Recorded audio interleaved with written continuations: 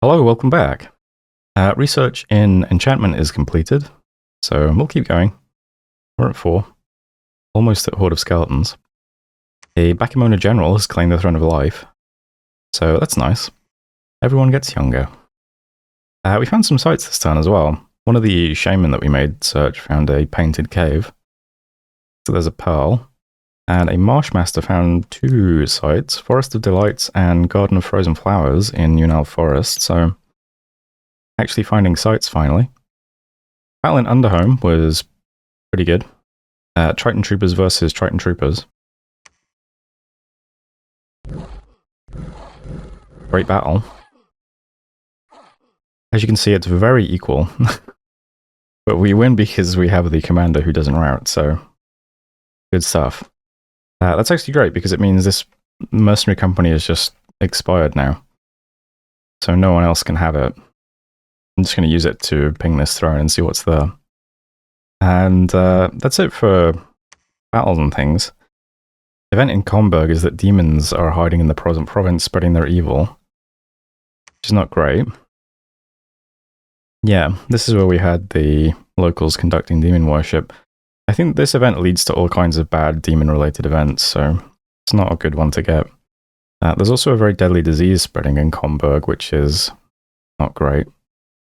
Like Seaweed, we got numerous sharks. Mountains of Ebonite, we had the Lair of a Hideous Troll. Some golden gems. Unal Forest, people are starting to worship false pretenders, lost some dominion. And Old Land, the overzealous governor has struck down hard on unruly elements in society.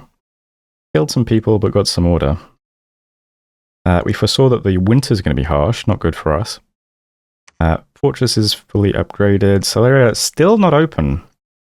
What a nightmare this is. So we're currently on what? 241 siege strength. It's a 600 wall. I mean, it has to break next turn. But good god, this has taken a while.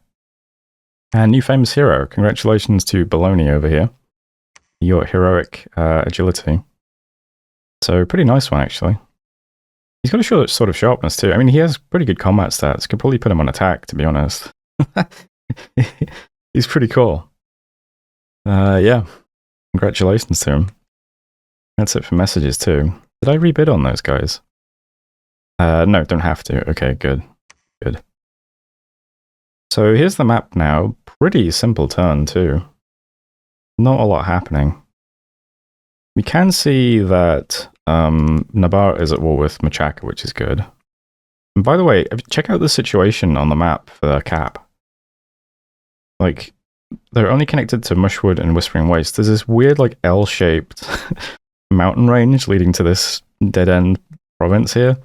Look how annoying that must have been for Nabar. They had to expand down here and then go around this mountain range. That's so weird.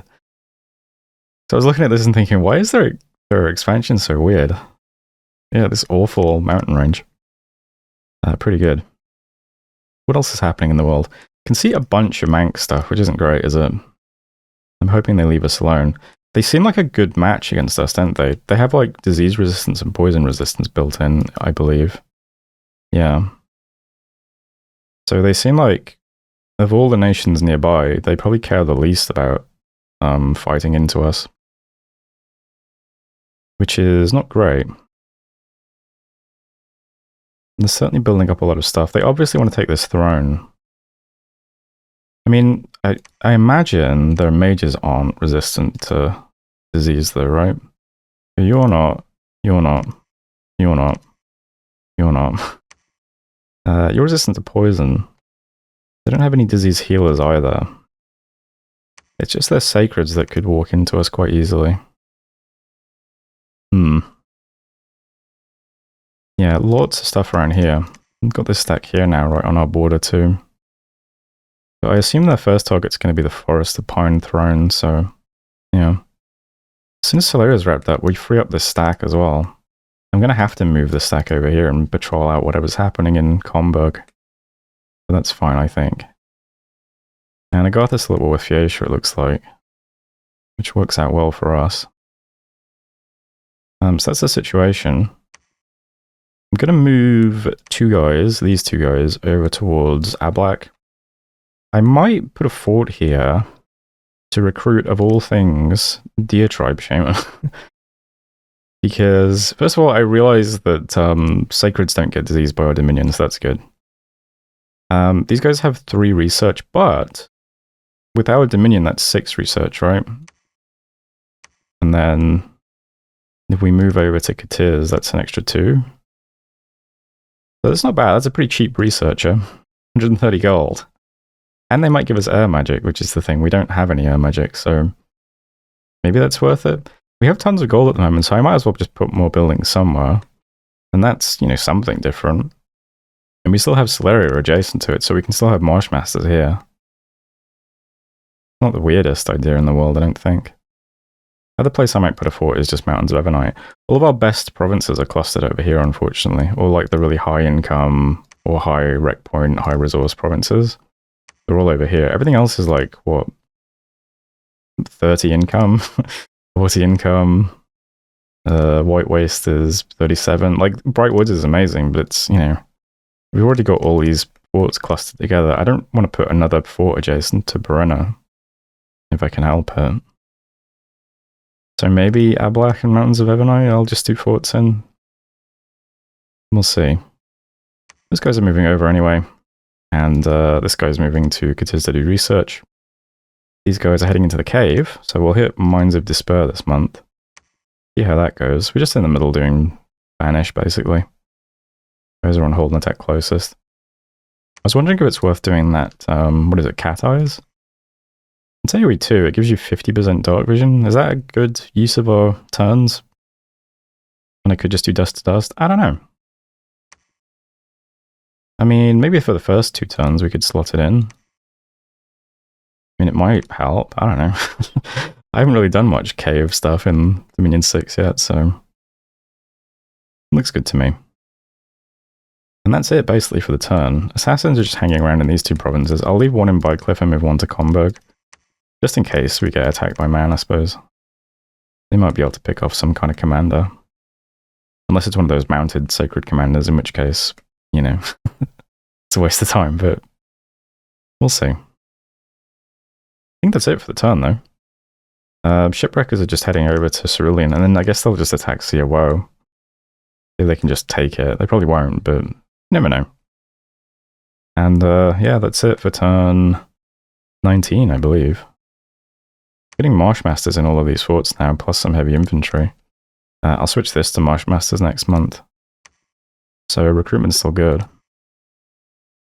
Let's go explore some caves, and hopefully next turn we can storm Solaria. I'll also ping this throne as well, see if there's some way we can do this. Looks pretty tough for us, but... possible we could assassinate the commanders, I suppose. Depending on what's there. There is a Solar Serpent, but... well, that's it for turn 19. That's fine. Thanks for watching, and I'll see you next time. Hello, welcome back. We searched for sites in Perenna, didn't find any. We saw Machaca breaking siege, but into nothing, so he's got his fort back. We see a bless. Which units are blessed? Are these blessed? Oh. Strength and larger. Okay. These are cool units. We also saw man pinging the throne again. I think it's the same throne. Right? I think we've seen this. I can't remember. Let me check. Yes, okay, it's the same throne. We attacked into Lucky Lake and pinged that throne as well, but this looks pretty rough without a real underwater force. I don't think the shipwreckers can just walk into this and take it, if I had to guess. Pretty big. And finally we attacked into Mines of Despair. So some Shade Beast. We've also got a Fiend of Darkness and a Shade Lord. So, kind of cool.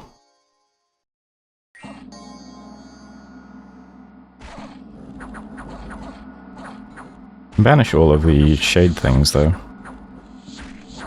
Which is nice.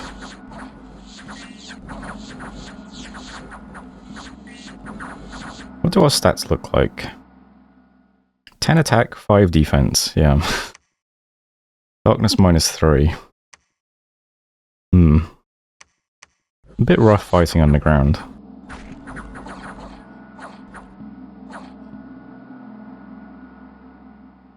We do take the province, though. Cost us 5 of the Sobek warriors. The Sobek Sacred Gods got a lot of kills there, though. I thought the High Priests might get more than that, but no.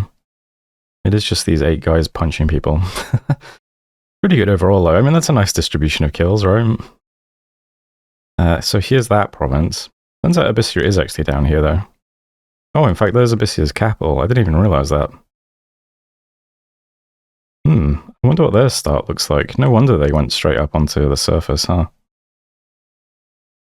Well, we got Mines of Despair anyway. It's a 17,000 pop province. That's pretty good. I'm going to have this guy stay behind for a second and site search it, see if we get anything there. Events then, Durland. Lost some Dominion, Perenna. Got some Earth Gems. Still got the disease in Comberg. I assume there's a disease demon here, since we got demon sites before this. Perenna's been upgraded. Solaria's been breached, finally. And terrain change in Ligria and Yunal Forest. So these two. I wonder what triggers the terrain change. Because Ligria is only 3 Dominion.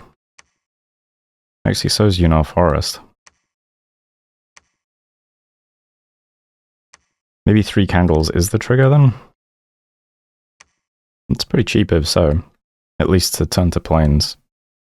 I wonder how you change things to swamps. We haven't seen that yet, have we? And I still wonder if you can change wastelands into swamps. That would be cool. Well, I guess we'll find out eventually, as long as we stay in the game. That's it for messages, though.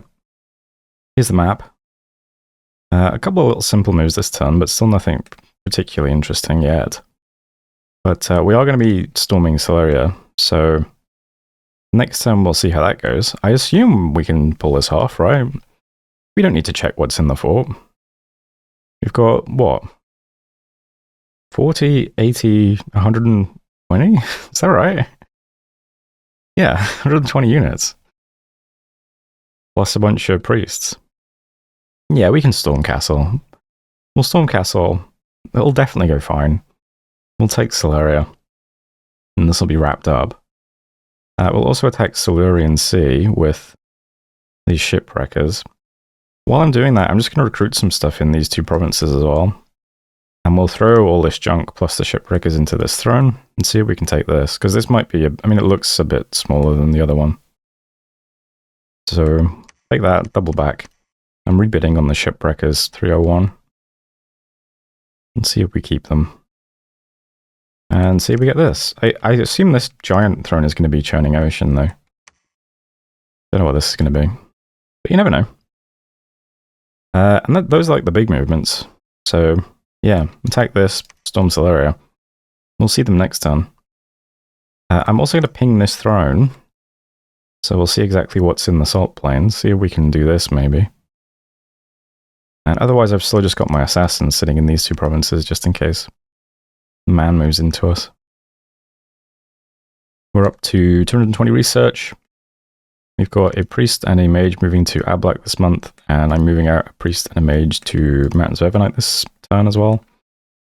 So they'll make their way there. And the other guys in the cave are heading out of the cave. We'll go over here now and do this province, I guess. Which is, I mean, it looks like someone's tried to take that. Maybe it's just a really low-rolled report, I don't know. And I think that's it.